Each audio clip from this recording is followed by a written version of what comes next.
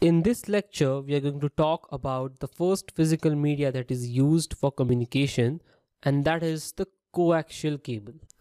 A lot of us rely on wireless networking methods that work using technologies like radio frequency and infrared, but even wireless depends on a physical media backbone in place somewhere.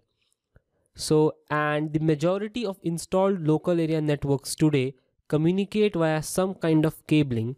So, now let us have a look at the three basic types of popular cables used in modern networking designs.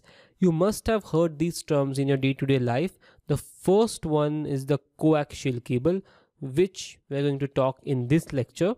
Then there comes the twisted pair cable, and finally, the fiber optic cable, which is the most common today.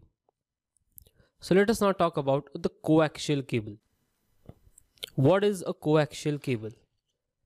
Coaxial cable, referred to as coax, contains a center conductor made of copper that's surrounded by a plastic jacket with a braided shield over it. Okay, so a center conductor made of copper, surface surrounded by a plastic jacket. A plastic such as polyvinyl chloride, that is a PVC, or fluoroethylene propylene, that is FEP, commonly known as Teflon, covers this metal shield. The Teflon type covering is frequently referred to as platinum rated coating, and it's definitely expensive but often mandated by a local or municipal fire code when cable is hidden in walls and ceilings.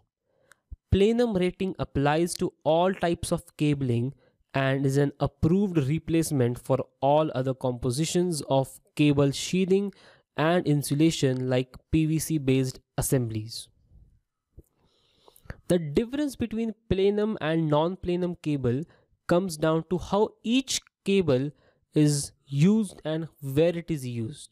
Now, many large multi-story buildings are designed to circulate air through the spaces between the ceiling of one story and the floor of the next. You know this, right? Now, this space between the floors is referred to as the plenum, and it just happens to be a perfect spot to run all the cables that connect the legions of computers that live in that building. So, unless there's a fire, if that happens by any chance, the non plenum cable becomes a serious hazard because the non plenum cable is insulation gives off poisonous smoke that gets circulated throughout the whole building. Plus, non plenum cables can actually become wicks for the fire because they quickly help in spreading the fire instead of avoiding it. Now, because it's a great goal to prevent towering infernos, the National Fire Protection Association, that is the NFPA, demands that cables run within the plenum have been tested and guaranteed as safe. The greatest and the best example of the coaxial cable is the Ethernet cable, that is the radio grade 58 or just RG58. You don't need to remember these codes, I'm just telling you for the purpose of information. Have a look at this picture. You can see on the screen that as I had discussed, the definition of a coaxial cable contains a center conductor made up of copper, as you can see on the screen, and the copper is surrounded by a dielectric insulator and a metallic shield surrounded by a plastic jacket.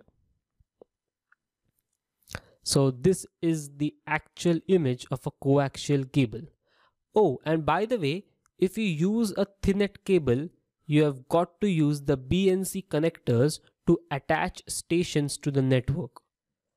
These are the BNC connectors that I am displaying on the screen. These are 50 ohm terminating resistors at each end. Please note that you don't have to know much about the most coax cable types in networks anymore, especially the Thinnet and the Thicknet types. These are just for informative purposes. Now you can attach a BNC connector to the cable with a crimper that looks like a weird pair of pliers. I will not go into the detail of how to attach, how to connect, how to pass the cable and all those things. The purpose of this lecture was just to get an idea of what is a coaxial cable. In the next lecture, we will talk about the twisted pair cable, and that is going to be a very interesting lecture. I will see you in the next lecture where we'll talk about the Ethernet cable descriptions and different types of twisted pair cables.